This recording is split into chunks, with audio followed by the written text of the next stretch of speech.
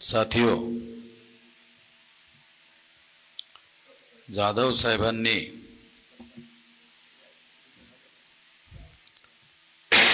अनेक मुद्द्यांच्या संदर्भामध्ये फार विस्तारामध्ये बऱ्याच गोष्टीची मांडणी केलेली आहे। त्यामुळे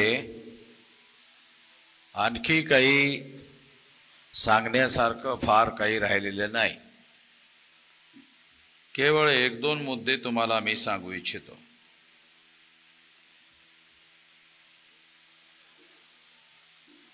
जसजसं बहुजन समाजाचं जागरण होत आहे आणि बहुजन समाजाची लोक हे राजकीय दृष्ट्या जागृत होत आहेत आणि त्या माध्यमातून जागृत झाल्यामुळे त्याचा राजकीय क्षेत्रावर आणि मतदानावर आणि एकंदरच राजकीय व्यवस्थेमध्ये निवडून जाणाऱ्या लोकांवर परिणाम होऊ शकतो। ही बाब लक्षात घेऊन योजनाबद्ध पद्धतीने या जागृतीचा परिणाम बहुजन लोकांच्या फायद्यासाठी होता कामा नये, त्यांचा रिझल्ट त्यांच्या फेवरमध्ये त्यांच्या अनुकूलमध्ये येता कामा नये, यासाठी ईव्हीएम मशीन आणण्यात आलेली आहे। ईव्हीएम मशीन मध्ये जे मत टाकली जातात ईव्हीएम ही टेक्नॉलॉजीने बनवलेली मशीन आहे। अमेरिकेनी बनवली, जपाननी बनवली, जर्मनीनी बनवली। अमेरिकेमध्ये ईव्हीएम नाही, त्यांनी बनवली। त्यांच्या लक्षात आलं यामध्ये घोटाळा करता येतो, फ्री फेअर अँड ट्रान्सपरंट निवडणुका होऊ शकत नाहीत। म्हणून अमेरिकेमध्ये, जर्मनीमध्ये, जपानमध्ये ईव्हीएम मशीन जरी त्यांनी बनवल्यात तरी त्यांनी ईव्हीएम मशीननी निवडणुका घ्यायच्या नाहीत असा निर्णय घेतला। त्यामुळे ही बाब आपण लक्षात घेतली पाहिजे। भारत हा काही टेक्नॉलॉजी मध्ये अमेरिका, जर्मन मध्ये विकसित राष्ट्र नाही आहे। तरीही अजूनही टेक्नॉलॉजी बाबतीमध्ये लोक साक्षर नाही आहेत। अजूनही या देशामध्ये अक्षराची साक्षरता पूर्ण झालेली नाही आहे। अक्षराची साक्षरता, संगणकाची साक्षरता हा एक वेगळा भाग आहे। म्हणजे बहुजन समाजाची लोक अक्षराच्या साक्षरतेच्या बाबतीमध्येच मागासलेले आहेत। अजूनही नवी टेक्नॉलॉजी आली, संगणकाची टेक्नॉलॉजी आली, या बाबतीमध्ये आपण लोक फारसे तयार नाही आहोत। म्हणून आपल्याला संगणकाच्या माध्यमातून नियंत्रित करण्याचा प्रयत्न केला जात आहे, कंट्रोल करण्याचा प्रयत्न केला जात आहे। तेव्हा संगणकाची टेक्नॉलॉजी कुठल्या उद्दिष्टासाठी वापरली जायची त्यावर संगणकाचा उपयोग अवलंबून आहे। संगणक स्वतःहून ऑपरेट होत नाही। संगणकाला, कॉम्प्युटरला माणसं ऑपरेट करतात, माणसं नियंत्रित करतात, माणसं निर्देश देऊन संगणकाकडून काम करवून घेतात। तेव्हा माणसं जे असं करतात ते महत्त्वपूर्ण आहे। आणि या देशामध्ये जो राज्यकर्ता वर्ग आहे, जो शासक वर्ग आहे, तो 3.5% ब्राह्मणांचा आहे.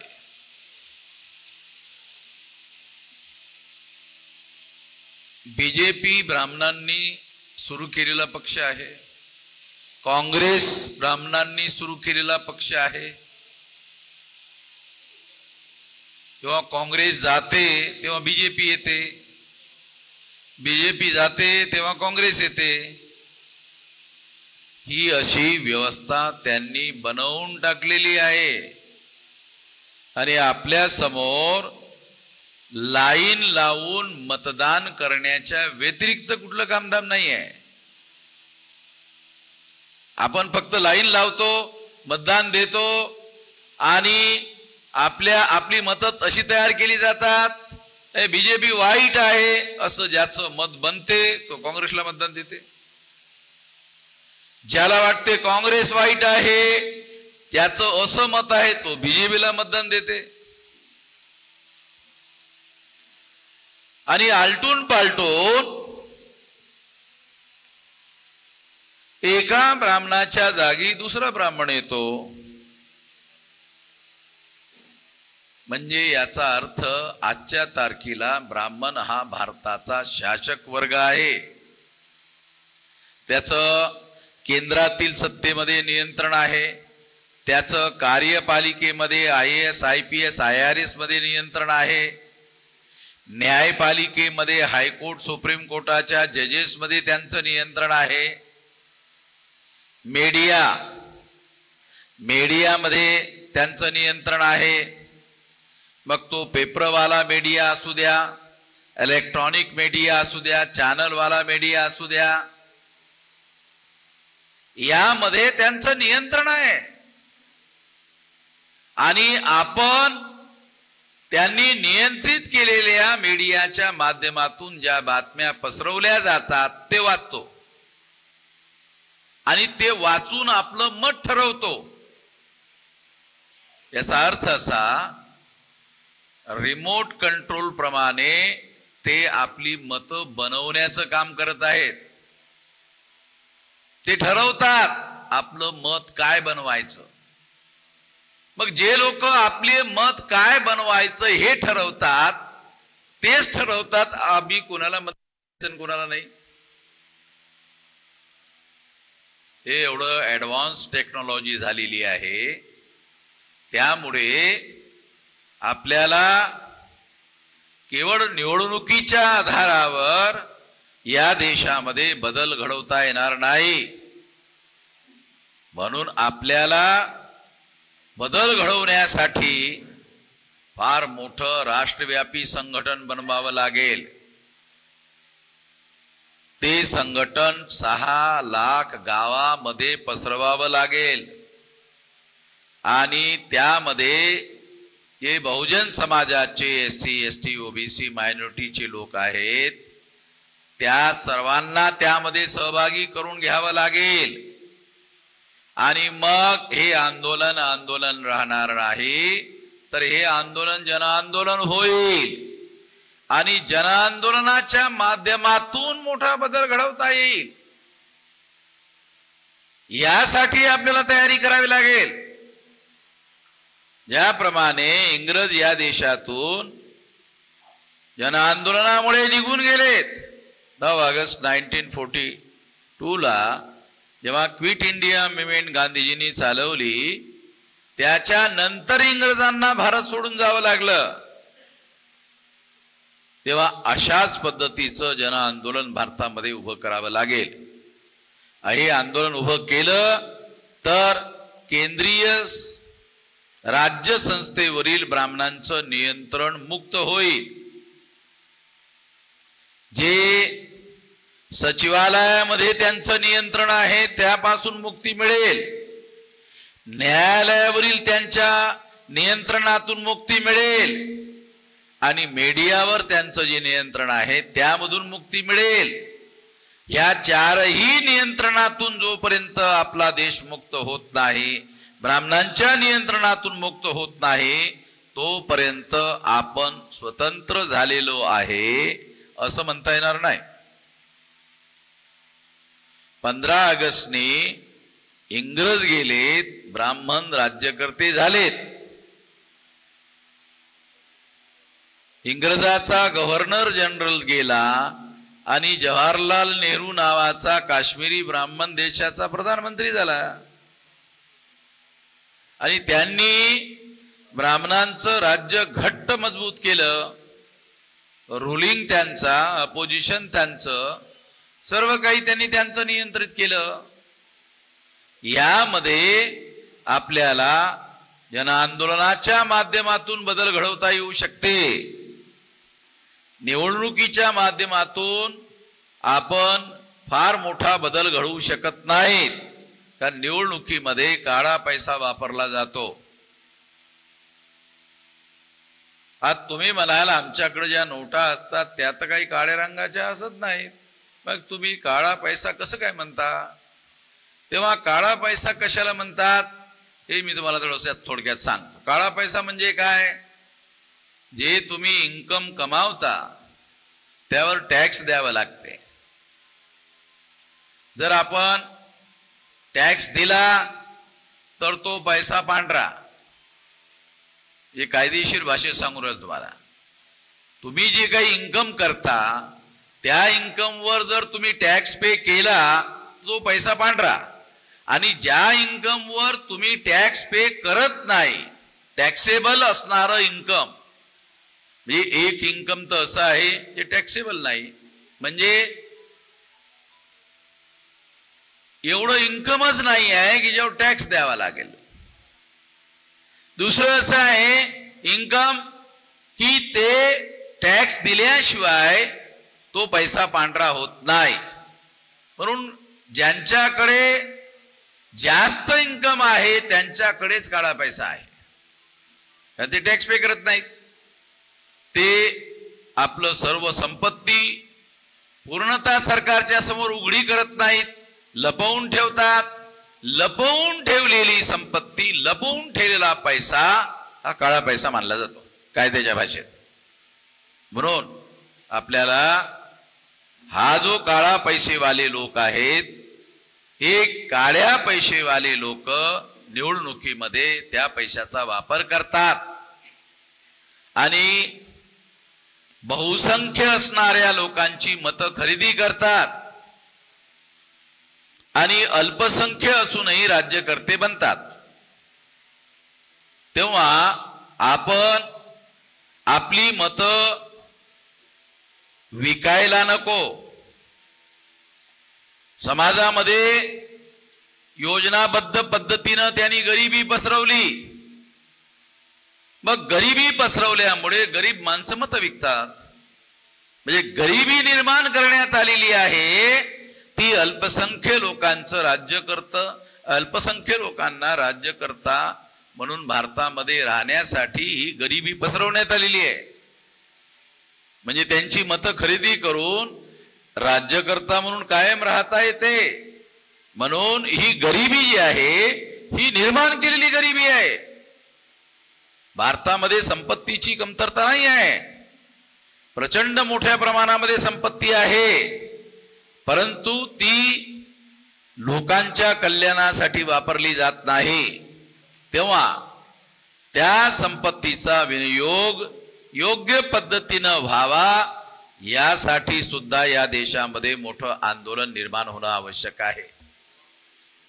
तेव्हा हा काळा पैसा आपल्याला निवडणुकीमधून बाद करायचा असेल त्यासाठी सुद्धा जनतेचं मोठं आंदोलन आवश्यक आहे.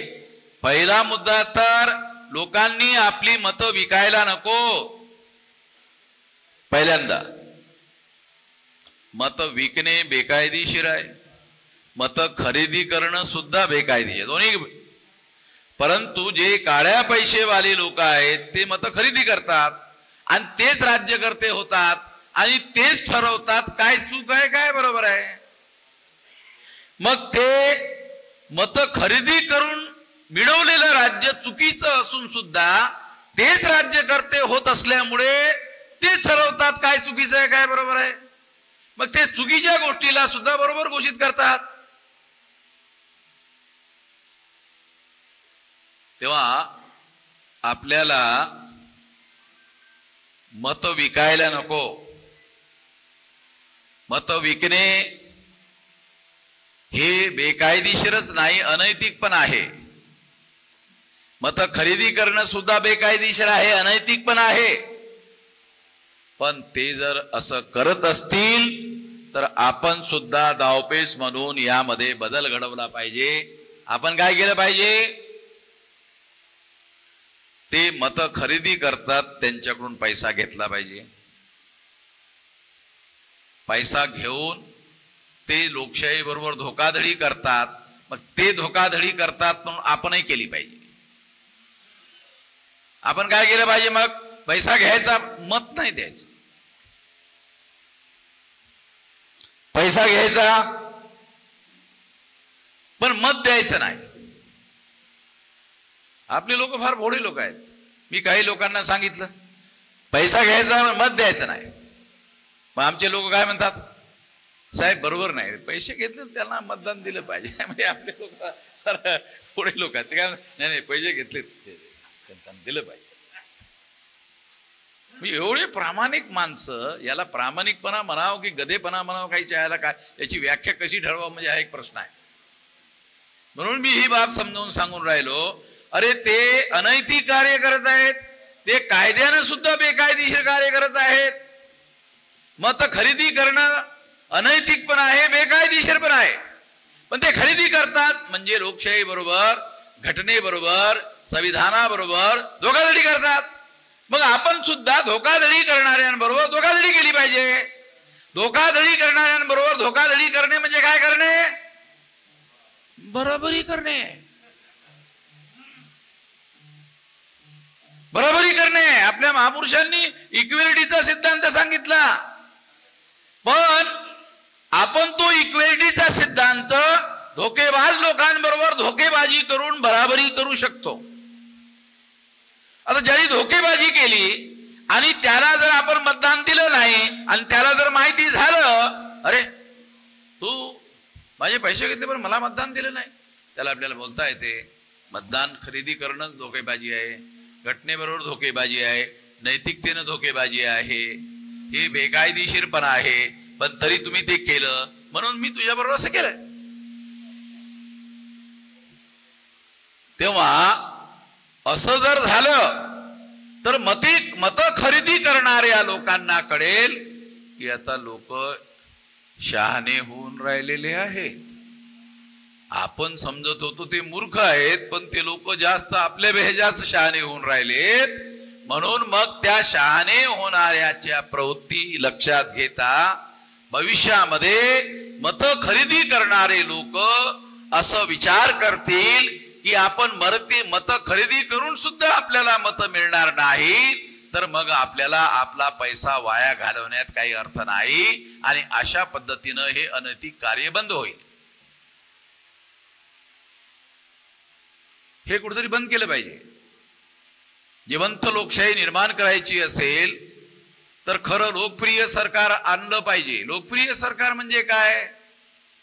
जनता ज्या लोकांना सरकार बनवू इच्छिते त्याच लोकांचं सरकार बनवलं पाहिजे, त्याला लोकप्रिय सरकार म्हणतात.